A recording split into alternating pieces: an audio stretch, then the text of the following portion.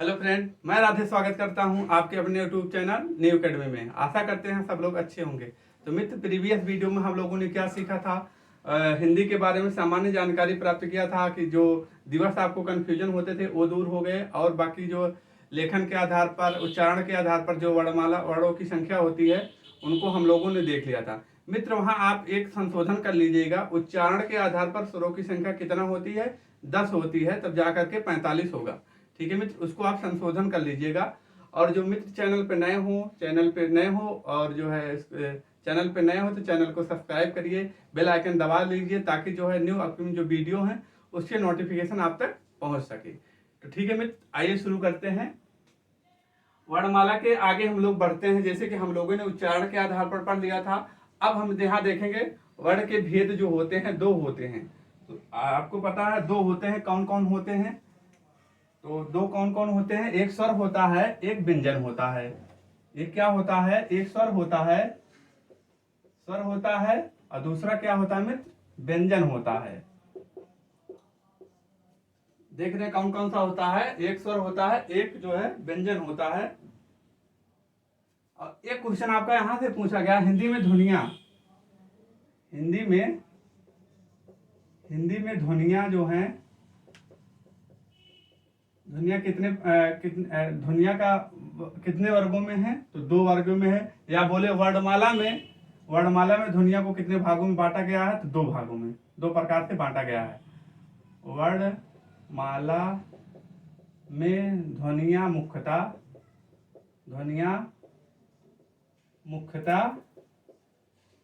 2 भागों में बांटा गया है। दो प्रकार से हैं, 2 भागों में बांटा गया है। ठीक है, तो ये क्वेश्चन आपका आया हुआ है यूपी ट्रिपल एससी में। ठीक है मित्र, इसके बाद आते हैं, देखिए स्वर होता है, एक व्यंजन होता है। स्वर के बारे में आज हम पूरी क्लास में स्वर के बारे में सीखेंगे। आप क्लास में लास्ट तक बने रहिएगा। आज के बाद इस टॉपिक से आपका कोई कंफ्यूजन रहेगा। आज हम स्वर सीखेंगे, कल की क्लास में हम लोग व्यंजन सीखेंगे। ठीक है मित्र, स्वर देखिए, स्वर किसे कहा जाता है?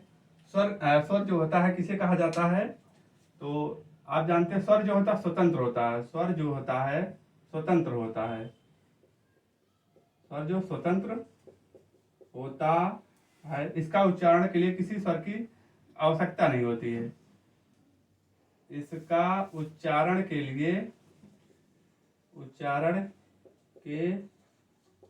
लिए किसी की आवश्यकता नहीं होती है। किसी की आवश्यकता नहीं होती है। आवश्यकता नहीं होती है। इतना पॉइंट क्लियर हुआ। इसके बाद हम देखते हैं सारे स्वर जो होते हैं सघोष होते हैं। सभी के सभी स्वर जो होते हैं, सारे स्वर जो होते हैं सघोष होते हैं। स्वर के बारे में इतना लिखिए। इसके बाद स्वर को संस्कृत में क्या कहा जाता है? अच्च कहा जाता है। स्वर को संस्कृत में क्या कहा जाता है? तो अच्च कहा जाता है। अच्च कहा जाता है।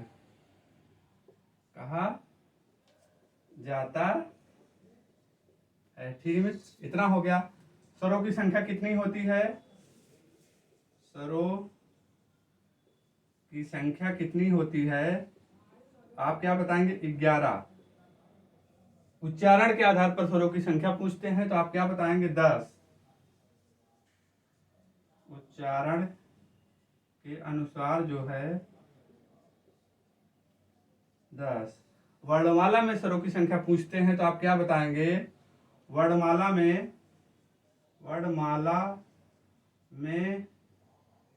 कुल स्वरों की संख्या कितनी होती है? तो कितना बताएंगे आप? 13। तो इतना पॉइंट जो है आपको याद होना चाहिए। ठीक है मित्र, इसके बाद आते हैं, देखते हैं व्यंजन किसे कहा जाता है। व्यंजन स्वतंत्र नहीं होते हैं, इनका उच्चारण के लिए स्वर की आवश्यकता होती है। व्यंजन ये स्वतंत्र नहीं होते हैं,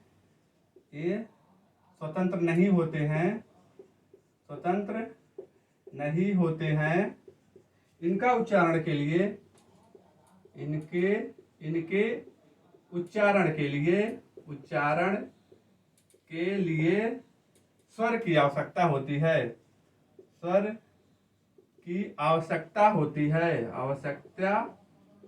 है। बगैर स्वर के ये नहीं बोले जाते हैं। अगर उसमें स्वर नहीं तो उसमें हलंत लग रहा। इन्हें किससे प्रदर्शित करते हैं? इन्हें अच से प्रदर्शित करते हैं। इन्हें जो होता है, इन्हें क्या कहते हैं? इन्हें हल कहते हैं। ठीक है मित्र, इन्हें हल कहते हैं। व्यंजनों की संख्या कितनी होती है? व्यंजनों की संख्या कितनी होती है? तो आप कितना बताएंगे? 33 बताएंगे। वर्णमाला में व्यंजनों की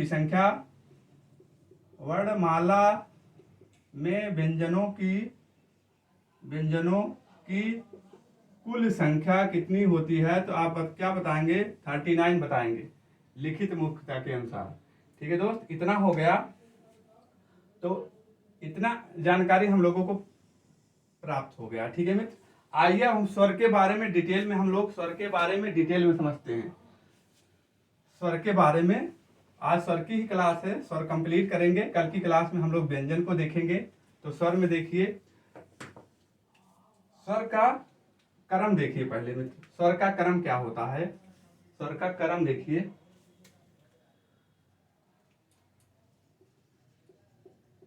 स्वरों का क्रम क्या होता है मित्र? तो आप क्या बताएंगे? पहला क्या है?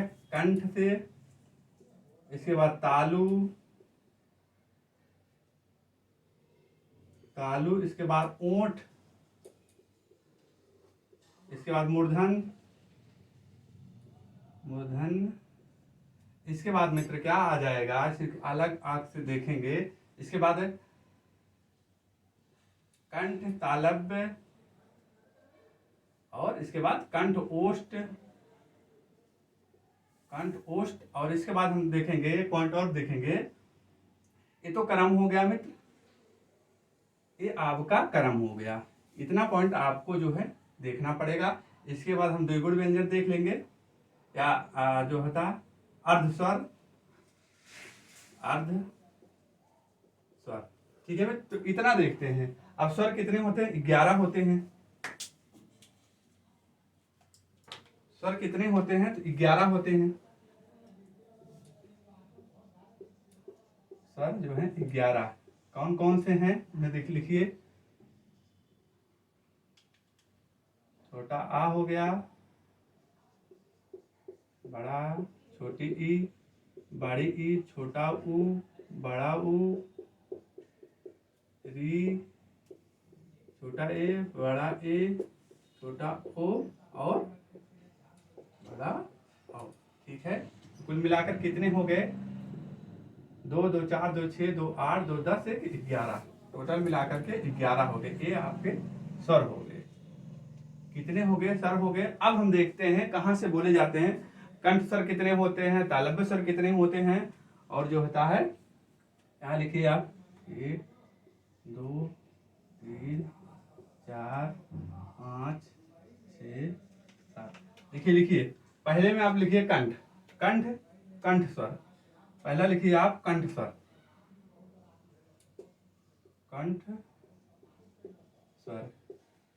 तालव्य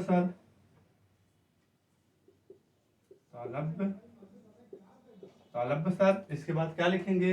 ओंठ स्वर, मूर्धन्य स्वर,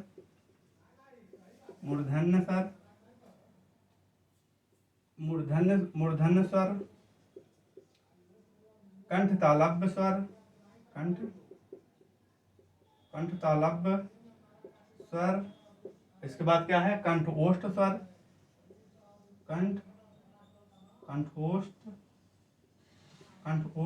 कंठोष्ठ स्वर। इसके बाद हम लोग क्या देखेंगे? अर्ध स्वर को यण स्वर भी कहते हैं। ठीक है मित्र, इतना पॉइंट हमको। और इसके बाद क्या देखेंगे? इसके बाद जो है क्या देखेंगे? प्राचीन स्वर, प्राकृतिक स्वर, प्राकृतिक स्वर। इसके बाद जो है उदासीन स्वर, उदासीन स्वर किसे कहते हैं? प्राकृतिक स्वर या शहीद स्वर, इनको देखेंगे। उदासीन या अमात्रिक स्वर, ठीक है दोस्त। इतना जो है हम लोगों को क्लियर होना चाहिए। आप इसी तरीके से नोट डाउन करिए। वीडियो में लास्ट तक बने रहिएगा। आपको आज के बाद इस टॉपिक से कोई क्वेश्चन आपका गलत नहीं होगा। तो कंठ तालव्य से कंठ स्वर कौन होता है? छोटा आ और बड़ा आ। तालव्य स्वर किसे कहा जाता है? छोटी ई और बड़ी। ओठ स्वर किसे कहा जाता है? छोटा ऊ और बड़ा ऊ। मूर्धन्य स्वर किसे कहा जाता है? जिसका री को कहा जाता है। कंठ तालव्य, कंठ ओष्ठ में अगर आप कंफ्यूजन होते हैं, ओष्ठ बोलने में उच्चारण में ओ और आ रहा ना, तो ओ, छोटा ओ और बड़ा, ये कंफ्यूजन दूर हो गया। इसी में आपका इसमें छोटा ए और जो है बड़ा है। आपका इसमें कंफ्यूजन होता है तो आप इस तरीके से उच्चारण करेंगे। कंठोष्ठ ओ और औ, ये हो गया। अर्ध स्वर किसे कहा जाता है? या और वा को यण स्वर भी कहा जाता है, अर्ध स्वर भी कहा जाता है। प्राकृतिक स्वर या उदासीन स्वर किसे कहा जाता है? तो आप किसको बताएंगे? छोटा आ, छोटी ई और छोटा ऊ। ये क्या हो गया? प्राकृतिक स्वर या शहीद स्वर बोला जाता है। उदासीन स्वर या अमात्रिक स्वर किसे कहा जाता है? तो आ को कहा जाता है। इतना बात क्लियर हुआ कि नहीं?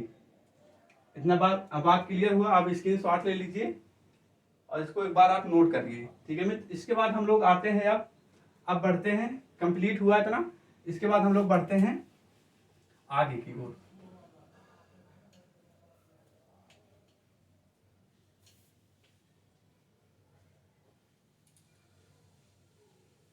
आगे की ओर हम लोग बढ़ते हैं। आगे क्या है उनको देखते हैं। व्युत्पत्ति के अनुसार जो है स्वरों का वर्गीकरण, क्वेश्चन आपका आया हुआ है। व्युत्पत्ति के अनुसार, पहले लिखिए आप, व्युत्पत्ति के अनुसार, व्युत्पत्ति के आधार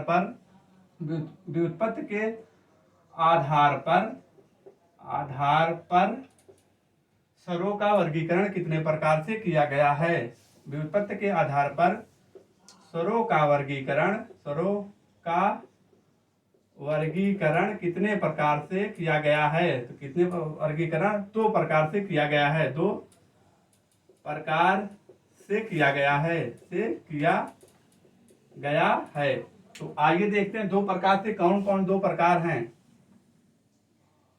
ठीक है मित्र, 2 प्रकार से कौन कौन से हैं? पहला क्या हो जाएगा? मूल स्वर। पहला क्या है? मूल स्वर या लघु स्वर या एकमात्रिक स्वर। एक मात्रिक स्वर, ठीक है। अब ये हो गया कि इसकी संख्या कितनी होती है? तो आप क्या बताएंगे? इनकी संख्या कितनी होती है मित्र? 4 होती है। कौन कौन से होते हैं? छोटा आ, छोटी ई, छोटा ऊ और जो होता है री होता है। इन्हीं को उदासीन स्वर भी कहा जाता है या शहीद स्वर भी कहा जाता है, ठीक है मित्र। तो ये हो गए, इनकी संख्या 4 होती है। ये किसी की सहायता से नहीं बोले जाते हैं। ये जो है इनका समय बोलने के लिए सबसे कम समय लगता है, जिन्हें कहा जाता है मूल समय। बोलने में सबसे कम समय लगता है, इन्हें मूल स्वर कहते हैं। इसके बाद दूसरा नंबर पर कौन सा है? दूसरा क्या है विभाजन इसका? संधि स्वर। दूसरा क्या है? संधि स्वर। ठीक है दोस्त। संधि स्वर कितने होते हैं? संधि स्वर कितने होते हैं? 7 होते हैं। संधि स्वर के 2 पार्ट हैं मित्र, 2 भागों में इन्हें बांटा गया है। कौन सा है? एक आपका पहला आ जाएगा दीर्घ संधि, दीर्घ स्वर संधि। दीर्घ स्वर संधि या और सजाती स्वर संधि, सजाती स्वर संधि के नाम से भी जाना जाता है, और इसके बाद मूल दीर्घ संधि के नाम से भी जाना जाता है। मूल दीर्घ संधि तो आप देख रहे हैं। और इधर क्या होता है, दूसरा क्या होता है, संयुक्त स्वर, संयुक्त स्वर, और जो है विजाती स्वर, संयुक्त स्वर और विजाती स्वर। तो इनकी संख्या जो होती है मित्र, इनकी संख्या दीर्घ स्वर की संख्या कितनी होती है, तो आपसे पूछा जाएगा तो आप क्या बताएंगे, 3 बताएंगे। संयुक्त स्वरों की संख्या आपसे पूछा जाता है तो आप क्या बताएंगे, 4 बताएंगे। आइए देखते हैं इनके स्वर कौन कौन से हैं। पहले तो आप विजाती का मतलब समझ लीजिए। विजाती स्वर उन्हें कहा जाता है जिनका उच्चारण स्थान भिन्न जगहों से होता है। जैसे कुछ का कंठ से होता है, कुछ का तालु से होता है, कंठ तालु मिलकर के क्या होता है, वो विजाती स्वर कहलाते हैं। सजाती स्वर उसे कहा जाता है जिसका उच्चारण स्थान एक स्थान से होता है। जैसे हम आगे चल के पढ़ेंगे दीर्घ संधि, जैसे आ बढ़ के मिल के बड़ा आ बनता है, तो उसे सजाती स्वर कहा जाता है। विजाती स्वर उसे कहा जाता है जिसका उच्चारण स्थान 2 स्थान से हो, कंठ और तालु। तो ठीक है मित्र, ये हो गया दीर्घ स्वर। इसमें कौन कौन से आते हैं, छोटा बड़ा आ, बड़ा आ, बड़ा आ हो गया, बड़ी ई और बड़ा ऊ कैसे मिलकर बनते हैं, देखिए आ प्लस आ मिलकर बनता है बड़ा आ, ई प्लस ई मिलकर बड़ी ई, मतलब बड़ी ई बनता है, ऊ प्लस ऊ। अब इनका उच्चारण स्थान आपको पता है। अब सजाती का मतलब यही हो गया, आप देखिएगा सजाती का मतलब देखो, आ का उच्चारण कहाँ होता है, कंठ से होता है। आ का उच्चारण भी हमने पहले बताया कंठ से होता है। देखिए आ प्लस आ मिलकर के क्या होते हैं, सजाती सेम स्थान से हैं, इसीलिए इन्हें सजाती स्वर कहा जाता है। और आपके एग्जाम में क्वेश्चन पूछा गया है, मूल दीर्घ संधि निम्न में से मूल दीर्घ संधि कौन से हैं, तो इन्हीं तीनों को कहा जाता है मूल दीर्घ स्वर संधि, स्वर संधि। आप इसको याद रखिएगा, ये आपके एग्जाम में क्वेश्चन आया हुआ है। निम्न में से कौन सा मूल दीर्घ संधि है, तो वही था। इसके बाद इसमें से देखते हैं, अब इसमें बचे कौन कौन से, बचे कौन कौन से, ए बचा, बड़ा ए बचा, ओ बचा, औ बचा। इनको देखते हैं, इनको देखते हैं, इनको कहां कहां से उच्चारण हुआ। देखिए सब में आ कॉमन है, आप आ का आ तो जानते हैं, आ के बगैर कुछ होता नहीं है, तो आ सब में आप लिख लीजिए। ठीक है मित्र, आ हुआ, तो आप इस सबको एक साथ पहले इसे लिखिए, आप ऐसे सबको एक साथ लिखिए।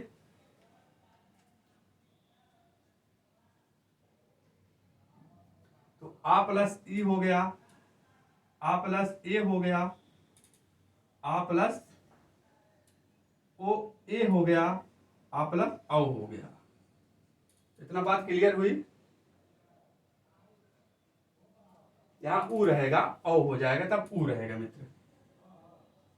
ठीक, तो इतना बात आपको क्लियर हुई कि नहीं हुई। तो ए हुआ विजाति का मतलब, अब देख रहे हैं कि ए कहां से बोला जाता है, कंठ से होगा, ई कहां से बोला जाता है, तालु से हो गया। तो यही मिलाकर के इसी को कहा जाता है विजाति स्वर कहा जाता है, 2 भिन्न स्थानों से बोले हुए उच्चारण के स्थान पर, तो इन्हें कहा जाता है विजाति स्वर। विजाति स्वर की संख्या कितना होती है, तो आप क्या बताएंगे, 4 बताएंगे। ठीक है मित्र, तो इतना रहा ये व्युत्पत्ति के आधार पर स्वरों का वर्गीकरण। अब हम आते हैं मात्रा के आधार पर स्वरों का वर्गीकरण, देखते हैं कितने प्रकार के होते हैं। मात्रा के आधार पर, मुख्यतः मात्रा के आधार पर स्वरों का वर्गीकरण। मात्रा के आधार पर, मात्रा के आधार पर स्वरों का वर्गीकरण कितने प्रकार से किया गया है? तो कितने प्रकार से किया गया है? मात्रा के आधार पर स्वरों का वर्गीकरण 2 प्रकार से किया गया है। ठीक है मित्र, 2 प्रकार कौन कौन से होंगे? ये आपके यूपी वीडियो में पूछा गया है। यूपी वीडियो में जो है ये क्वेश्चन पूछा गया है। मात्रा के आधार पर स्वरों को कितने भागों में बांटा गया है? तो 2। कौन कौन से हैं? एक मूल स्वर जिसे लघु स्वर भी कहा जाता है, एक मात्रिक स्वर भी कहा जाता है, ठीक है, और ह्रस्व स्वर भी कहा जाता है। आपने देखा किन नामों से इन्हें जाना जाता है? मूल स्वर, लघु स्वर, एक मात्रिक स्वर या ह्रस्व स्वर के नाम से जाना जाता है। और दूसरा क्या है? दूसरा क्या है? दीर्घ स्वर संधि। दीर्घ स्वर संधि, दीर्घ स्वर संधि, ठीक है। इसे लघु कहते हैं, इसे गुरु कहते हैं, ठीक है मित्र। तो ये हो गया, 2 भागों में बांटा गया। अब आते हैं कुल मात्रा के। ये मुख्यता हो गया, ये मुख्य रूप से मुख्यता पूछा जाता है तो आप 2 बताएंगे। और तीसरे नंबर पे आता है मात्रा के आधार पर कुल स्वरों की संख्या कितनी होती है? मात्रा के आधार पर कुल स्वरों की संख्या, कुल स्वरों की संख्या कितनी होती है? तो स्वरों की संख्या कितनी होती है? तो आप क्या बताएंगे? 3 बताएंगे, ठीक है। मैं 3 बताएंगे। 3 में कौन कौन सा? पहला आप लिखिए ह्रस्व स्वर या लघु स्वर, ठीक है मित्र, ह्रस्व स्वर, लघु स्वर और या मूल स्वर। किन्हें कहा जाता है? ऐसे स्वर जिनका उच्चारण के लिए,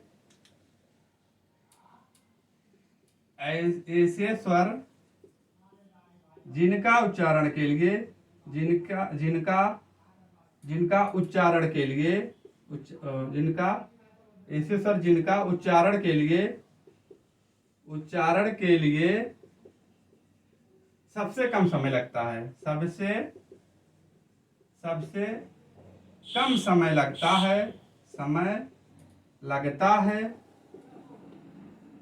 है, उसे जो है ह्रस्व स्वर या लघु स्वर या मूल स्वर कहते हैं। इसे एक मात्रिक स्वर भी कहा जाता है, एक मात्रिक स्वर भी कहते हैं। इतना बात क्लियर हुई। कौन से ह्रस्व स्वरों की संख्या कितनी होती है? 4 होती है।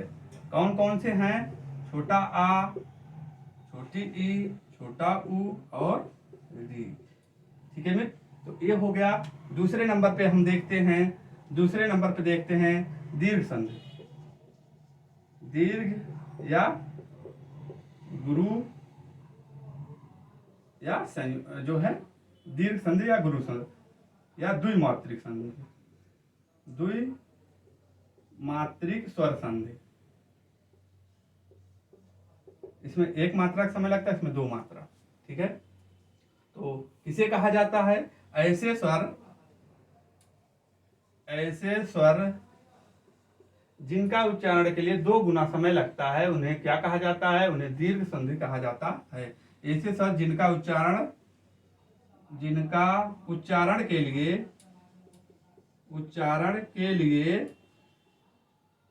2 गुना समय लगता है, उसे क्या कहा जाता है? दीर्घ स्वर संधि कहा जाता है।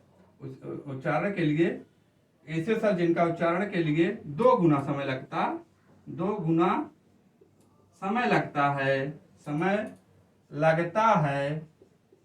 उसे क्या कहा जाता है? उसे दीर्घ स्वर संधि कहा जाता है, दीर्घ स्वर संधि कहते हैं, ठीक है दोस्त। इनकी संख्या कितनी होती है? इनकी संख्या कितनी होती है? 7 होती है, ठीक है दोस्त। 7 कौन कौन से हैं? बड़ा आ, बड़ी यू, बड़ा ऊ, छोटा ए, बड़ा ए, छोटा ओ और बड़ा औ। कितने हो गए? 2, 2, 4, 2, 6, 7। इनकी संख्या कितनी होती है? 7 होती है। इसके बाद हम आते हैं तीसरे नंबर पे, जो है कौन सा, पुलुप्त स्वर। पुलुप्त स्वर, पुलुप्त स्वर किसे कहा जाता है? ऐसे स्वर जिनका उच्चारण के लिए, ऐसे स्वर जिनका उच्चारण के लिए, ऐसे स्वर जिनका उच्चारण के लिए, जिनका उच्चारण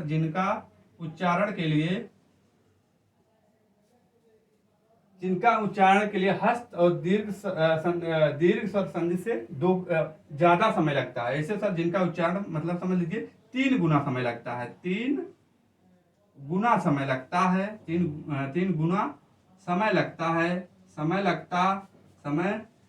लगता है, उसे क्या कहा जाता है? उसे जो है पुलुप्त स्वर कहते हैं। ठीक है, जैसे ओम। ओम को हम कैसे लिखते हैं मित्र?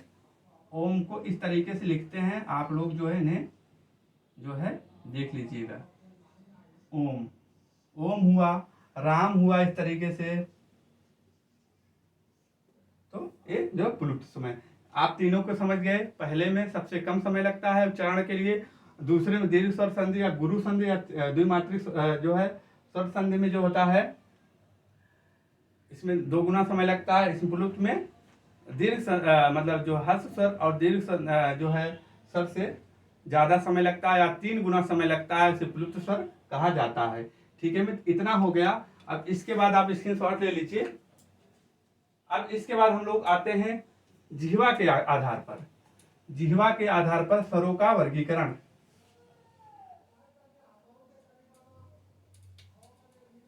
अब आते हैं जिह्वा की क्रियाशीलता के आधार पर स्वरों का वर्गीकरण कितने प्रकार से किया गया है।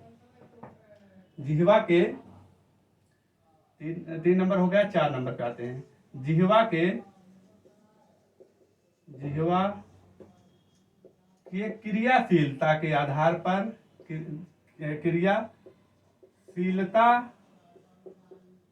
जिह्वा के क्रियाशीलता के आधार पर स्वरों का वर्गीकरण कितने प्रकार से किया गया है? वर्गीकरण कितने प्रकार से किया गया है? तो 3 प्रकार से किया गया है। कितने प्रकार से? 3 प्रकार से किया गया है। कौन कौन से हैं? पहला आता है अग्रस्वर, दूसरा आता है मध्यस्वर, और तीसरा आता है आपका पश्च स्वर। ठीक है दोस्त, इतनी बात क्लियर हुई। जिह्वा के क्रियाशीलता के आधार पर स्वरों का वर्गीकरण कितने प्रकार से किया गया है? तो 3 प्रकार से किया गया है। कौन कौन से हैं? आप देख रहे हैं इसमें, देखिए छोटी ई हो गया, बड़ी ई, छोटा ए और बड़ा ए। अग्रस्वर किसे कहा जाता है? वह स्वर जिसका उच्चारण के लिए, यहां लिखिए आप, वह स्वर जिसका उच्चारण के लिए, जिसका उच्चारण के लिए जीभ का अग्रभाग कार्यरत हो। जीभ का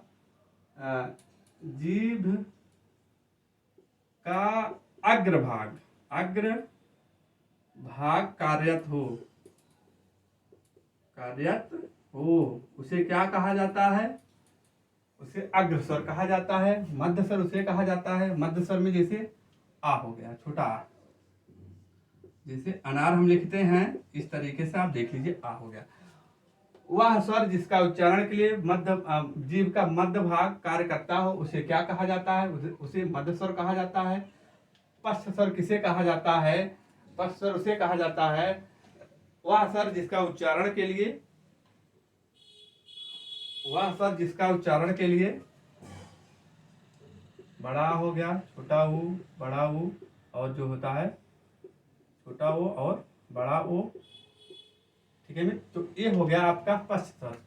पश्च स्वर का डिफिनेशन वही है, ऐसा स्वर जिसका उच्चारण के लिए जीभ का पीछे का भाग जो है कार्यरत हो, उसे पश्च स्वर कहा जाता है। जीवा के क्रियाशीलता के आधार पर हमने स्वरों का तीन प्रकार से वर्गीकरण किया है।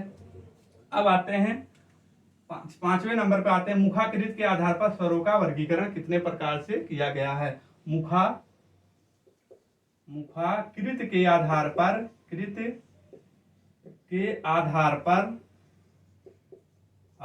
पर स्वरों का वर्गीकरण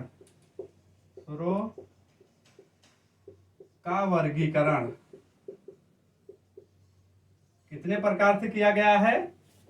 कितने प्रकार से किया गया है मित्र? तो 4 प्रकार से किया गया है। 4 प्रकार से किया गया है।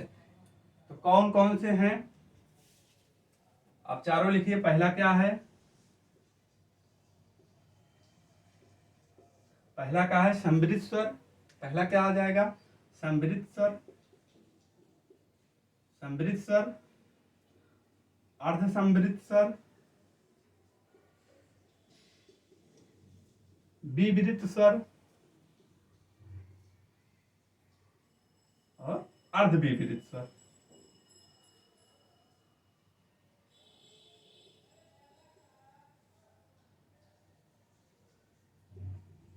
तो कितने हो गए? 4 हो गए। कौन कौन से हैं? विवृत स्वर में कौन कौन से आएगा? छोटी ई,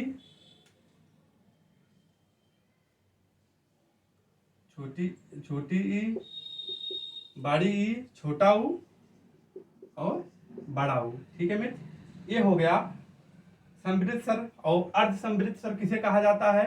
जैसे छोटा ए और छोटा ओ।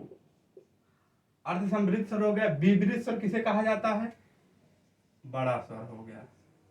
ठीक है, तो इतना आप लोगों ने देखा कि मुखाकृत के आधार पर स्वरों का वर्गीकरण 3 प्रकार से किया गया है। अब इसके अर्ध सम्मिलित, छोटा आ, बड़े ए और औ। इन्हें कैसे याद रखते हैं? विवृत स्वर, जब कोई सुई लगाता है, कोई मान लो सुई लगाता है, इसको आप एक कहानी के तरीके से भी समझ लीजिए। जब कोई सुई लगाता, आप सुई उई करते हैं ना, उई, सुई लगाता कहते उई माँ, तो उई मतलब छोटी भी हो जाएगा और बड़ी भी हो जाएगा। आप दिमाग में रखिएगा, सुई लगाता है, इसके बाद भागने लगते हैं तो मम्मी कहती है ओ, ओए कहाँ जा रहा है, ओए कहाँ जा रहा है, तो अर्ध सम्मिलित हो गया। इसके बाद जब सुई लग जाती है तो कहते आ, कहते नहीं हो आ हो गया विपरीत स्वर। इसके बाद लगने के बाद कहते हो, तब यहाँ जैसे कि क्या है, इसका डिफिनेशन भी आप देख लीजिए। विपरीत स्वर उसे उन्हें कहा जाता है, आप नोट डाउन करिए, विपरीत स्वर उन्हें कहा जाता है ऐसे स्वर जिनका उच्चारण के लिए मुख नहीं खुला होता है, उसे विपरीत स्वर कहते हैं। अर्ध विपरीत स्वर उसे कहा जाता है जिसका उच्चारण के मुंह आधा खुला रहता है, उसे अर्ध संवृत स्वर कहा जाता है। विपरीत स्वर उसे कहा जाता है जिसका उच्चारण के लिए मुंह पूरा खुल जाता है, आ पूरा खुल गया। और अर्ध विपरीत स्वर जिसका उच्चारण के लिए आधा मुंह खुला रहता है। तो आप डिफिनेशन भी आप याद रखिएगा, आपके एग्जाम में एग्जाम में थ्योरेटिकली भी पूछ सकता है। ठीक है मित्र, तो इतना रहा आपका। तो आ हो गया। इसके बाद जब ज्यादा खुल गया, इसके बाद कम खुलता है ना मुंह, जब सुई लग जाती है आ करते हो, फिर जब डांट पड़ती है तो कम करते ई करते हो ना, तो इस तरीके से इसको आप याद रख लीजिए। तो क्या हुआ, सुई लगी, इसके बाद ओ किए, इसके बाद जब लग गई तो आ किए। ठीक है मित्र, तब आते हैं अब आते हैं हम लोग, मुखाकृत हो गया। अब ओठ के आधार पर जो है स्वरों का वर्गीकरण। अब आते हैं छठे नंबर पे, ओठ के आधार पर स्वरों का वर्गीकरण। ओठ या उच्चारण के आधार पर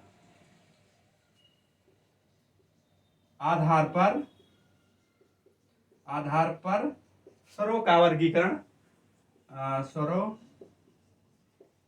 का वर्गीकरण कितने प्रकार से किया गया है? तो कितने प्रकार से किया गया है? 2 प्रकार से, एक विपरीत, एक जो है अर्ध विपरीत। एक क्या है? विपरीत, दूसरा क्या है? अर्ध विपरीत। ठीक है दोस्त, तो क्या हो गया, एक विपरीत हो गया, एक जो है अर्ध विपरीत हो गया। अरे नहीं मित्र, इसमें तो वृत्तमुखी होगा, अर्ध वृत्तमुखी होगा ना, इसमें ओंठ के आधार पर ना, वृत्त गोला करके होता है और एक गोला ना बने, तो एक होता है वृत्तमुखी, अर्ध वृत्तमुखी।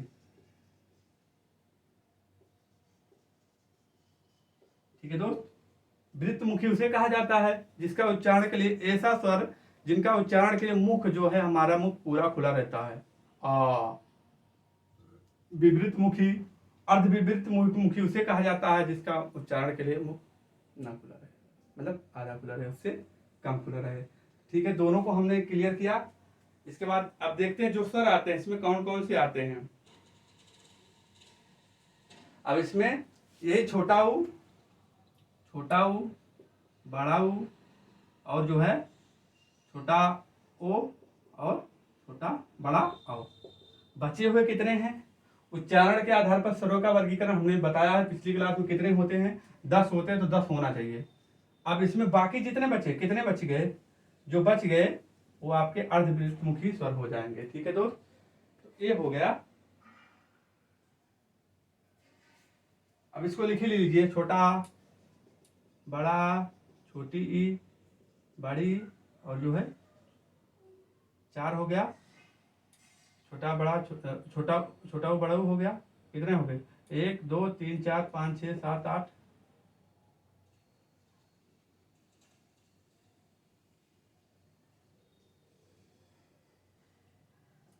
तो ये छोटा ही, बड़ा ही और जो है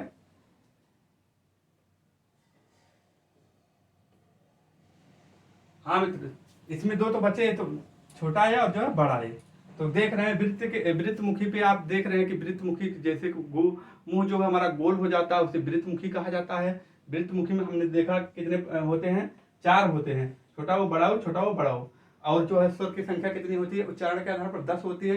जो बाकी बचे हुए स्वर जो है इसके अर्ध वृत्तमुखी में हो जाएंगे, जैसे छोटा, बड़ा, छोटी, बड़ी, छोटा ए और बड़ा ए। ठीक है, इतनी बात क्लियर हुई कि नहीं? आपको क्लियर हुआ कि नहीं हुआ? ठीक है दोस्त, क्लियर हुआ। इसके बाद आते हैं एक और टाइप है, इसमें थोड़ा बचा है स्वर में, उसको भी हम लोग अभी कंप्लीट कर लेते हैं। कल हम लोग जो है व्यंजन पढ़ेंगे। एक और वर्गीकरण आता है, एक और वर्गीकरण, वाय में उच्चारण के आधार पर स्वरों का वर्गीकरण। वाय में उच्चारण के आधार पर स्वरों का वर्गीकरण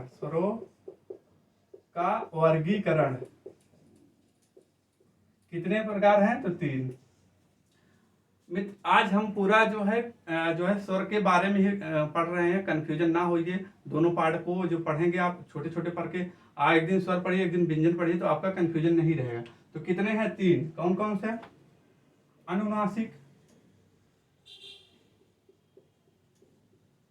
अनुनासिक, दूसरा क्या है? निर्नुनासिक,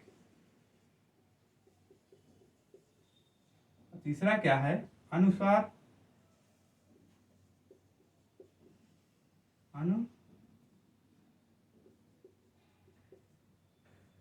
ठीक है। अनुनासिक किसे कहा जाता है? अनुनासिक की डिफिनेशन लिखिए। ऐसे स्वर जिनका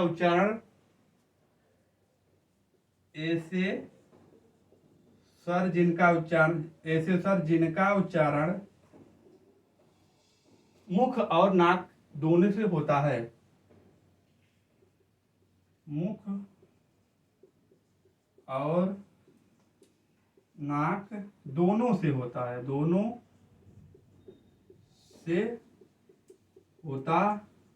है, उसे क्या कहा जाता है?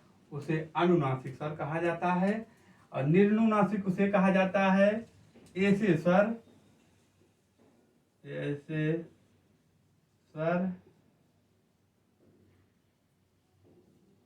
जिनका उच्चारण जो है केवल जो है मुख से होता है, जिनका उच्चारण केवल मुख से होता है।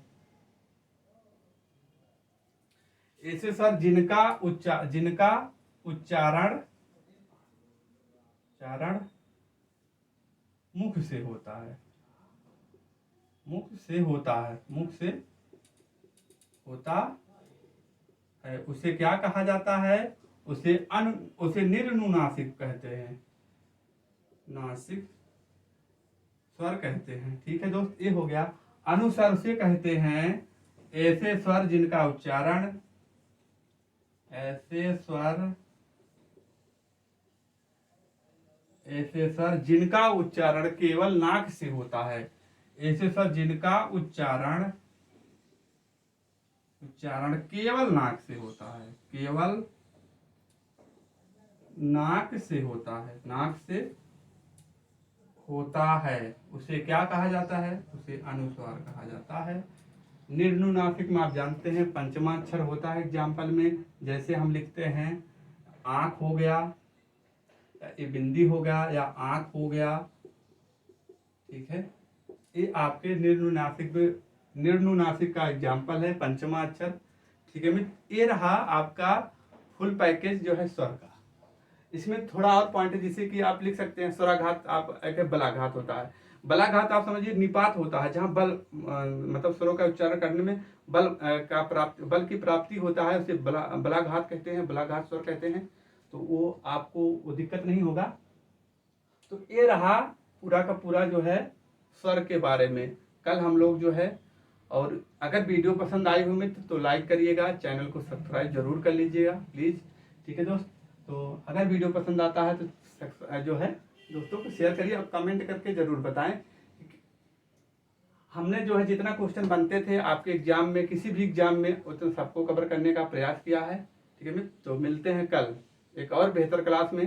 तब तक के लिए अपना ख्याल रखना, अपने माता पिता का ख्याल रखना। जय हिंद, जय भारत, वंदे मातरम।